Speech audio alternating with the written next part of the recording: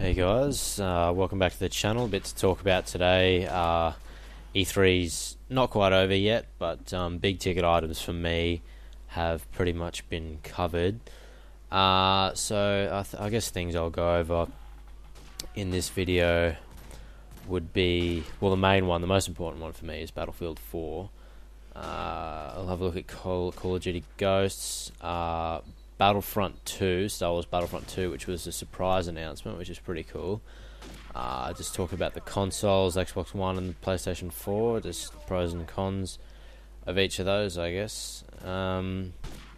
Yeah, so I mean, the first thing of Battlefield I saw was like an orchestrated demo sort of thing when they were playing. I should mention it's also in pre-alpha. Well, they're titling it as pre-alpha at this time, the game version. So there could be some things subject to change, obviously, with that. But anyway, so they were playing a map on. It was a map called Siege of Shanghai, which was pretty cool. Looked like a pretty decent map. Now, obviously, there was things like water combat and shit, and land, sea, air, all three factions sort of taking it back to earlier Battlefield days, I guess.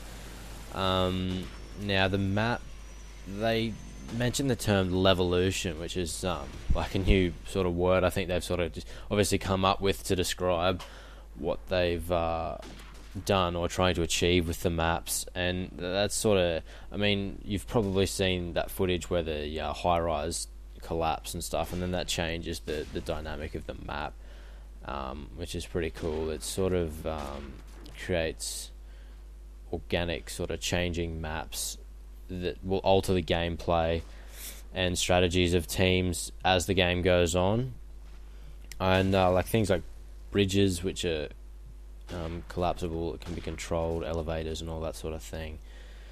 That's pretty cool stuff. And a big one is spectator mode, which is really good news for competitive, or the possibility of competitive Battlefield, because that's one thing that was really lacking, and one thing that basically stopped it from taking off as a competitive title completely, because any competitive game needs a spectator mode basically to work, and to be a spectator of the match, I guess.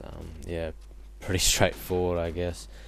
Another thing that another couple of things that I noticed, and one of the guys from DICE had mentioned, the suppression that has been, the way they've worked that in has changed, which I'm pretty happy about, because they've actually, from what I've heard, made it sort of emphasised it on the support class, which is good. It gives the support class another sort of incentive to play. Suppression for like assault rifles and stuff, I'm pretty sure has been next to eliminated. And he also mentioned that it's primarily on long distance, so close range battles you won't really be being suppressed by a shotgun or a submachine gun, or I mean, that's the impression I got anyway. What else we got here?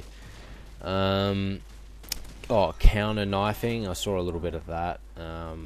As far as when the DICE employee spoke about it, he said if people come up behind somebody, they can still stab them, and the other person won't be able to do anything about it. But if somebody's coming at somebody from the front, there's a counter knife mechanic now in the game. I'm not sure how that's been employed. I didn't see it on the live stream or anything like that, but yeah, that's pretty cool. Another big thing is the sun flare on maps in Battlefield 3 is just incredibly overpowered, and it's good to see that in at least the map Siege of Shanghai has been really turned down, which is good.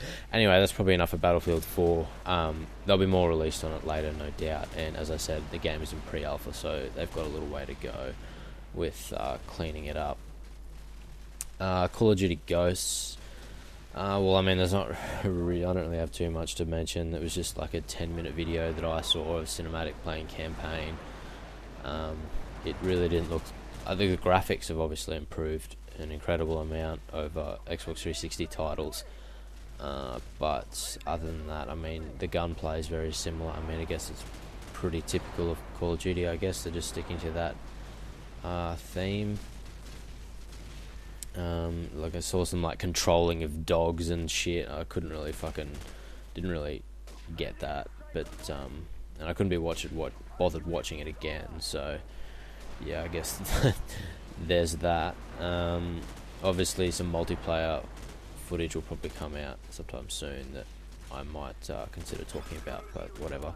Now, Star Wars Battlefront, the next one. Now, this is really cool because Star Wars Battlefront 2 was one of my favourite games on PlayStation 2. It was really, really fun. So to see that little trailer, that little teaser, I guess, that there's number 3 coming out is very good. I don't know any details about it. Really, I mean, it looked like there might have been something happening on Hoth, but that's about all I could see, or I could make out of it. So I don't know what time era they're going for in the Star Wars universe. But anyway, so that one, more details to come on that, which is pretty cool. Now, last of all, I'll just sort of quickly try to cover these. There's a pretty big debate going on, I guess, on the internet about the consoles, Xbox One and PS4 and stuff. I think there might be a little bit of an overreaction as to how bad the Xbox is, but they certainly have disappointed me. Look, Microsoft sort of essentially seemed to have thought that getting rid of some of their customer base was a good idea. I'm not sure why, but they've got mandatory online checks, and that results in, you know, your console being disabled or games being disabled if you don't do that every 24 hours. They've fucked with lending and resales. You can't really do that. Always Connect must always be plugged in. You need a gold account for Netflix and a whole bunch of the TV fucking bullshit I don't really care about. Microsoft confirmed that the Microsoft point system is to be replaced by a local currency with the arrival of the next generation platform, which is pretty good. PlayStation 4, they've sort of snuck in the requires a monthly fee for them to play online, which is a little bit of a shame because it used to be free and everyone fucking pays for their internet anyway, so that's a bit of a pain in the ass. But it's a little bit cheaper than the Xbox. The processing power appears to be a bit more, and both the hard drives are 500 gigs. Now, I've sort of run out of time a little bit here, guys. It probably would have been good if I could go into a bit more detail with the consoles, but you get the gist of it, and I'm sure you've heard a lot about it on the internet. So yeah, guys, I'll sign out here and see you in the next one.